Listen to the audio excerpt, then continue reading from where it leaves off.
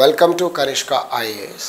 మనం ఈ సిలబస్లో ముఖ్యంగా ఏంటంటే టీఎస్పీఎస్సికి సంబంధించి గ్రూప్ 1 హిస్టరీ సిలబస్ను మనం ఎనాలిసిస్ చేస్తున్నాం. అందులో భాగంగా ఈ యొక్క టీఎస్పీఎస్సి ఇండియన్ హిస్టరీకి సంబంధించిన 5వ యూనిట్ను మనం ఈరోజు చర్చిద్దాం. సో ఈ 5వ యూనిట్ సిలబస్ ఏముంది అన్నది మనం చూద్దాం.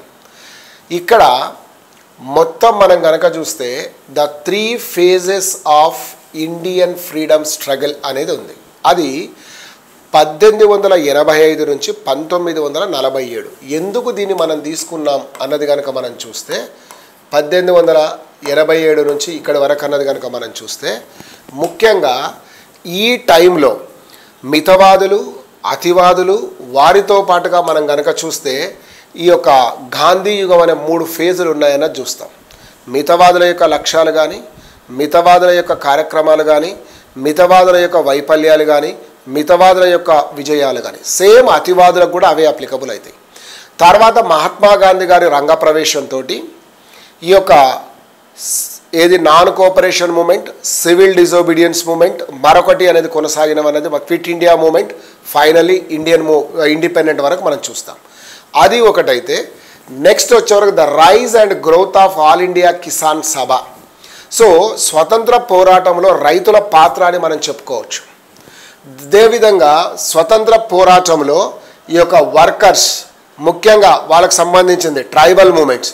ఈ వర్కర్స్ ఎవరు అంటే కార్మికులు, కర్షకులు, ట్రేడ్ మూమెంట్స్ అన్నది కూడా మనం చూడొచ్చు. తర్వాత issues of gender and women's moment.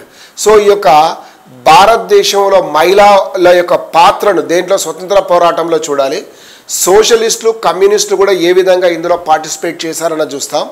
భారతదేశంలో ఈ యొక్క మతోద్యమాలు ఏ విధంగా ప్రారంభమయ్యాయి, చివరికి ఈ మత ఉద్యమ కారణంగా, మతతత్వ కారణంగా దేశం ఎట్లా విభజన చెందింది, తర్వాత independence and partition of India అనేది చూస్తాం. సో నేను ఇందాక బ్రీఫ్గా ఈ 1885 టు 3 యుగాలు చెప్పాను. ఏది మితవాదులు, అతివాదులు మరియు ఈ యొక్క గాంధీ ఎరా, means moderate, extremist and Gandhi ఎరా అనేది. ఆల్ ఇండియా కిసాన్ సభ అనేది అంటే బ్రిటిష్ వారి విధానాలతోటి కొంతకాలం పాటు తిరుగుబాట్లు జరిగిన జాతీయ కాంగ్రెస్ స్థాపనతోటి భారతదేశంలో వీళ్ళకు కొన్ని మార్పులు అనేటివి వచ్చాయి. ముఖ్యంగా శాంతియుతంగా నిరసనలు తెలపడం కోసం రాష్ట్ర స్థాయిలో, తర్వాత కేంద్ర అంటే ఒక నేషనల్ లెవెల్లో ఈ మూమెంట్ అనేది జరిగింది. మీరు రాష్ట్ర స్థాయిలో కొంతమంది ఎన్జీ రంగా లాంటి వాళ్ళని తీసుకున్నా, సో నేషనల్ లెవెల్లో కూడా మీకు బాబా వారు కనిపిస్తారు. సో ఇలాంటివి అనేవి మనకు బాగా క్లారిటీగా కనిపిస్తూ ఉంటాయి all India Kisan Sabha. So అదే కాకుండా ఫైజ్పూర్లో జరిగిన జాతీయ కాంగ్రెస్ సమావేశంలో కూడా వీళ్ళు ఎవరు, మన జాతీయ కాంగ్రెస్కు సంబంధించిన నేషనల్ కాంగ్రెస్ ఏదైతే ఉందో వాళ్ళు ఒక దీన్ని కూడా తీసుకున్నారు అనేది మనం చూసాం. సో అలా ఆల్ ఇండియా కిసాన్ సభ సంబంధించింది ఒక రెజల్యూషన్ తీసుకున్నారు అనేది మనం చూసాం.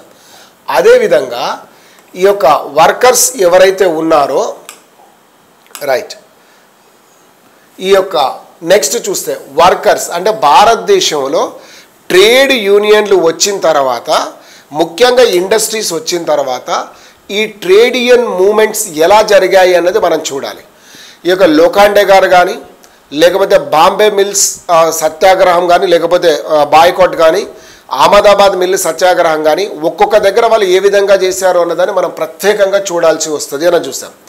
తర్వాత జెండర్ అండ్ ఉమెన్, భారతదేశంలో మహిళలు ఈ యొక్క స్వతంత్ర పోరాటంలో ఎక్కడి నుంచి పాల్గొన్నారు, ఎప్పుడు ప్రారంభమైంది, వీళ్ళ కథా కమామిషి అన్నది చూస్తాం.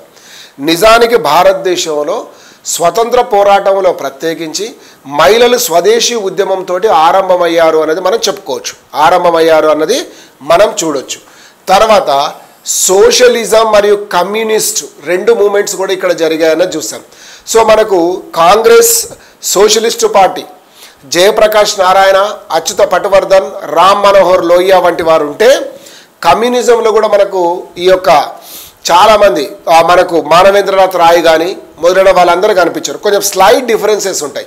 విత్ ఇన్ ద కాంగ్రెస్ కూడా మళ్ళీ వీళ్ళు కనిపిస్తారు. ఎగ్జాంపుల్ సుభాష్ చంద్రబోస్, జవహర్ లాల్ నెహ్రూలు మనకు ఈ యొక్క సోషలిస్టులుగా మనకు కనిపించడం అనేది జరుగుతుంది.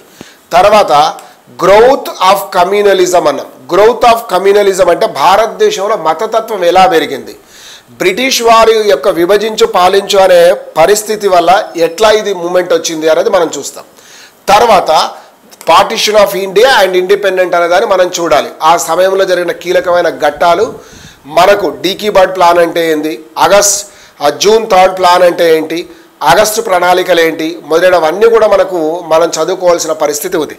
ఇది బ్రీఫ్గా నేను సిలబస్ అనేది మీకు ఒక ఐడియా కోసం చేసిన ప్రయత్నం.